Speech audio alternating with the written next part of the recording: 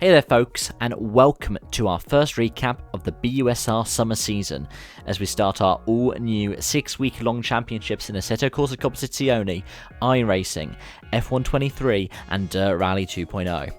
If you fancy joining in on the action, and you're an active student or even if you're looking for a new league, feel free to join in on the fun at busr.gg/discord. Round 1 in ACC takes our competitors to the uncompromising Mount Panorama circuit, the land down under, Bathurst, for 75 minutes. Impressive laps in qualifying from Joe Scher and our resident Aussie Aidan Larson brought them to P2 and P3 respectively. However, it was Angus Fender in his Ferrari 296 GT3 who brought the heat and grabbed pole position to bring a Zancho Simsport 1-2. It was a chaotic start to the race as incidents in the first lap with Perkins, Turner and Lodge coming together and Astrakhansev getting it all wrong into turn 2. However, McCullough in the car number 911 Porsche took advantage and propelled up to P4. Within 3 minutes of the race, Scher pitted for damages and it had to do it all to recover for the rest of the race. There were some brilliant battles that went on during the race, such as James White and Conor McCullough duking it out until White had a moment out of the dipper, which left him a little bit worse for wear. After a fierce battle, Josh Lodge and McLaren and Penelope Dobbins in the Jaguar were caught into a skirmish into the chase, with Dobbins being dealt the hard hand on this occasion. With 5 minutes left of the race, Larson and Chapman were battling hard, but a brilliant move into the chase meant that Larson got to P6 in the race. In the end though, Angus Fender, with a measured and consistent drive throughout, crossed the checkered flag to win the race, with Colin McCullough a brilliant P2. Joe Scher crossed the line in P3 with a fantastic recovery drive. The drivers were getting ready to take on the Glen next week in a sprint format, 2 races in upstate New York. The first week of our iRacing Championship takes us to the Charlotte Roval in the Mazda MX-5s. The qualifying session was mostly dominated by alumni drivers, with Peter Stather taking pole, Jack Dollar close in second, and Marley Watts in third.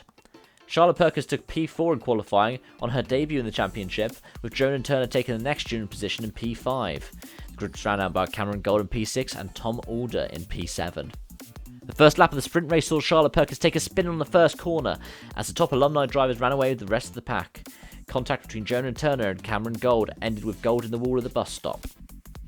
The rest of the race saw a long battle between Stather, Noller and Watts, which ended with Stather taking the win after Noller had a poor exit out of the last corner, allowing Stather and Watts to overtake him right before the line, and in perhaps a controversial fashion. The race ended with Gold limping his car to the finish line after another incident at the bus stop. The feature race saw a cleaner start, with Stather taking an early dominant lead, but the gap was closed a lap later as Noller and Watts caught up and the three continued to battle. It was all going much cleaner than the sprint until Cameron Gold's car was impressively flipped by a barrier at the corner just before the oval section. Next followed an incident at the bus stop between Stather and Watts, sending Watts into the barrier and Stather's front bumper on its own adventure. Watts' day does not improve as he's then involved in a large collision involving Stather and Turner on the exit of the final corner. Charlotte Roval saw more casualties throughout the race, but in the end the win was taken by Jack Noller in the alumni class and Charlotte Perkins in the student class, having both kept it clean during the race. Next week the drivers will be returning here to face the Charlotte Oval in the street stocks.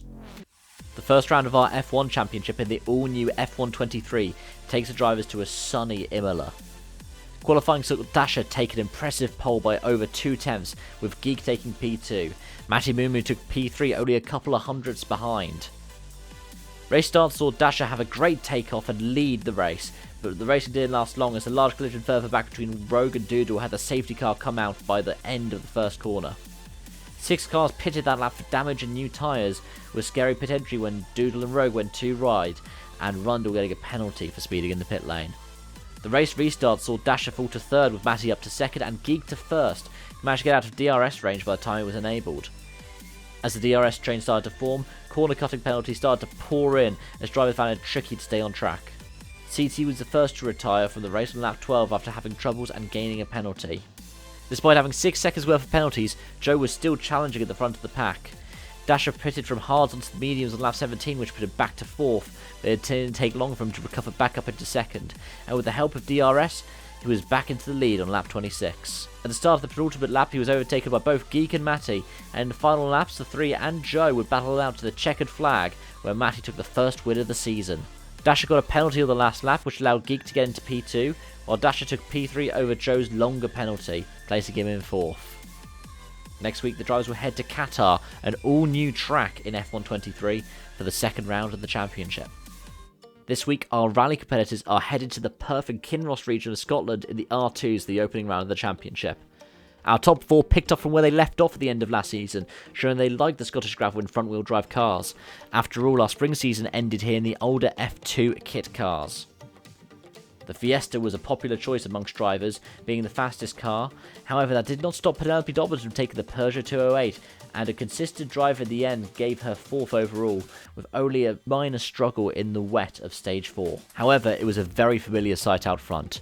Jack Noller and Doomskull, who have duted out for wins and championships every season this academic year, took their battle down to the final power stage yet again.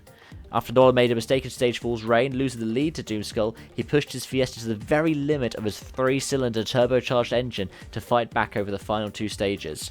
After a mammoth push through the power stage, taking the 5 bonus points along the way, Noller was able to beat Doomskull, but only by less than a second. One of the closest finishes we've seen in BUSR rally history. With Doom's 4th place in the final test only gaining him 2 bonus points, Asher V is closing in from behind and only sits 1 point behind our reigning student champion in the overall standings. Next week we'll see our drivers breaking more than a couple of sweats as they face the sweltering heat of the Acropolis Rally in Greece in historic rally cars of the early days of world rallying, the Mini Cooper, the Lancia Fulvia and the Citroen DS21.